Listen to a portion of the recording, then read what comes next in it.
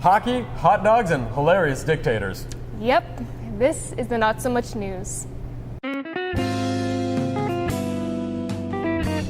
Hey everybody, and welcome to another episode of the Not So Much News on RUTV. I'm Anand. And I'm Julianna McDermott, the pretty one.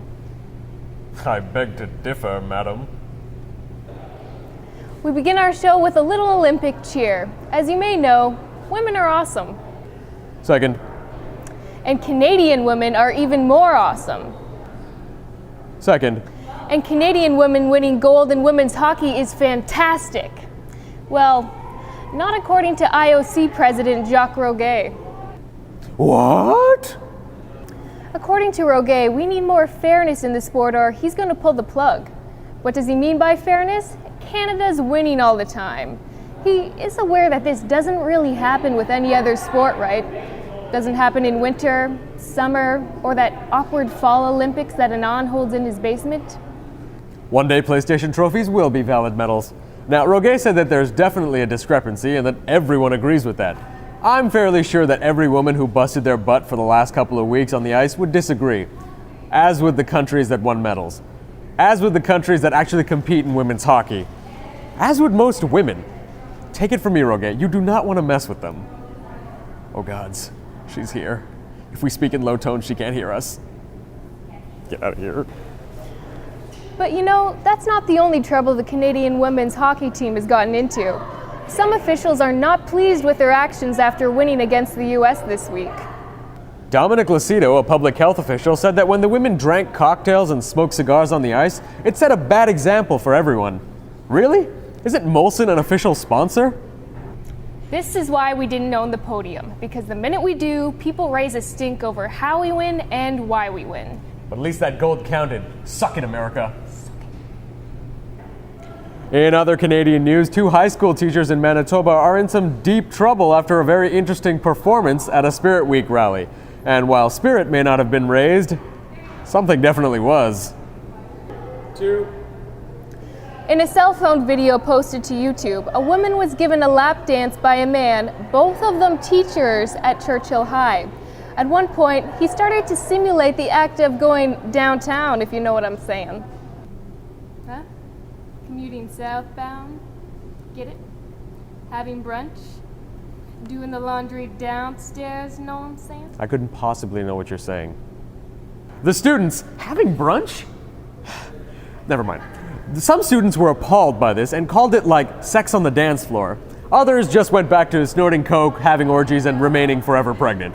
By the way, is no one aware in Manitoba that cell phones can take videos now? Is that a new thing in Manitoba? We here at the Not So Much News are a very worldly show, as we've proven in the past. This week, we thought we'd take you to the edge of the world where rule and law do not apply and curling does not exist. Yeah, that's real horrible. We're going to Korea. That's right, both Koreas.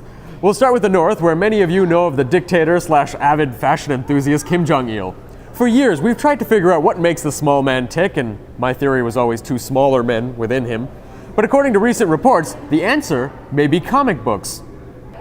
The comics range from military thrillers that make not-so-veiled pot shots at George Bush to children's comics.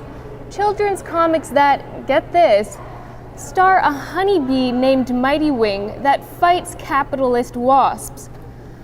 Gee, I never really thought wasps as having anything to do with having too much money. Down south, it's a different issue.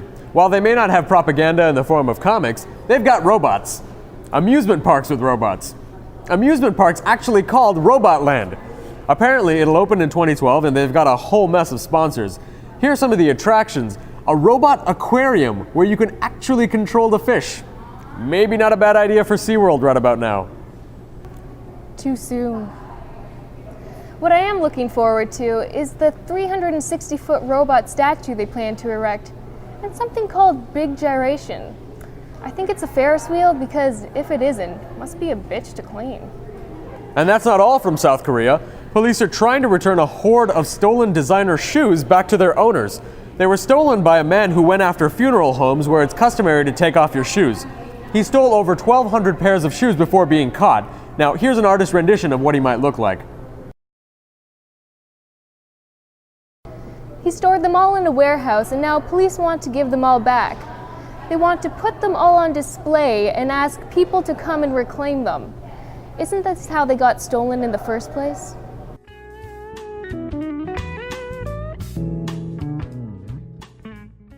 Hello, Anand, Julianna.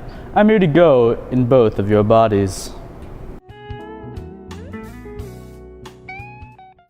There's a crisis out there today, and it's right under our noses. Its name, hot dogs. According to Dr. Gary Smith of Nationwide Children's Hospital, one of my many, many esteemed colleagues, for I am a real doctor, of course, we need to redesign the hot dog.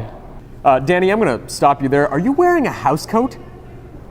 My lab coat's in the wash today, Anand. Would you rather I not have full body coverage? Good point, I guess. So wait, did you say that they wanted to redesign the hot dog? That's right, Anand. He says that hot dogs are the perfect killer food, and not just because of all the raccoon and pigeon meat. He says that their shape is the perfect thing to get lodged in a child's throat. Now, Anand, you've done a lot of research on hot dogs, so you know that these rubbery cylinders are actually tubes of death. I really think you're taking this out of proportion, Danny. Am I, Anand? Am I? Or are the proportions of a hot dog lethal to everyone you care about? But Danny, didn't this doctor say that grapes and apples were also dangerous in shape? He is aware that we can't change naturally occurring fruits, right? Ah, but that's where you're wrong, my dear, sweet, luscious Julianna. Apples and grapes are no more natural than you or I. Don't believe everything the liberal media tells you, my slender celery stalk. Danny, you got any other stories for us? I do have another story. You were talking Olympic athletes earlier, and there's some very large news out of Vancouver that is rearing its throbbing, veiny head. The athletes are out of condoms. What? Apparently, the 100,000 that health officials in Vancouver have already handed out have been used by busy, naughty athletes.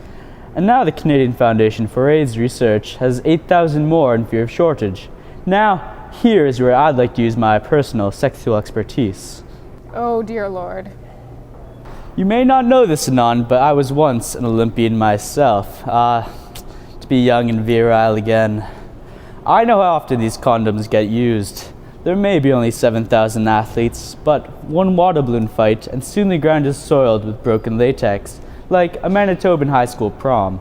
Good on them, I say. As a very fertile man myself, I wouldn't want to be caught up in the heat of winning a medal and then caught in the heat of procreation. You know all about that, don't you, Anand? Thank you, Danny Viola. That's Dr. Viola. And you're welcome, Anand, my lady. Sorry about that. He won't be here again. That's what you said last time. And now for all the news you didn't need to know. This is the Not So Much News in a Minute.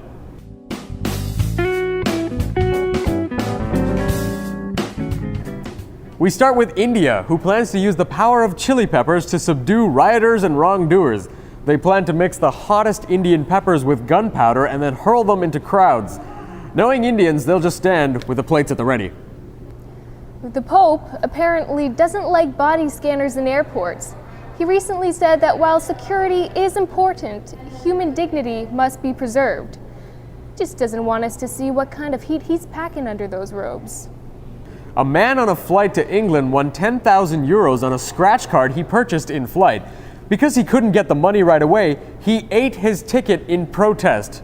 No, instead of waiting for 10,000 euros when he landed, he decided to make airline food even worse. Here's another rehab story, and no, it's not about Charlie Sheen, though it is about an ape. A Russian chimpanzee has been sent to rehab because zookeepers wanted to get rid of the drinking and smoking habits he picked up while in the circus. You may not know this, but I'm fairly certain that not giving booze to monkeys is in the 12 steps. And finally, there's a beauty contest in the Middle East, but it's for camels. That's right, in a 3-day event, 10 camels will strut their stuff and vie for the top prize. As is the case in all beauty pageants, the biggest humps win. Also, interesting fact that camels now have more rights than women there. Bam! That just happened. Can't stop us, that's who we be. Yeah. Well, that's it for another episode of the Not So Much News on RUTV. I'm Anand Ram. And I'm Julianna McDermott. Remember, don't take advice from Danny Viola. Good night.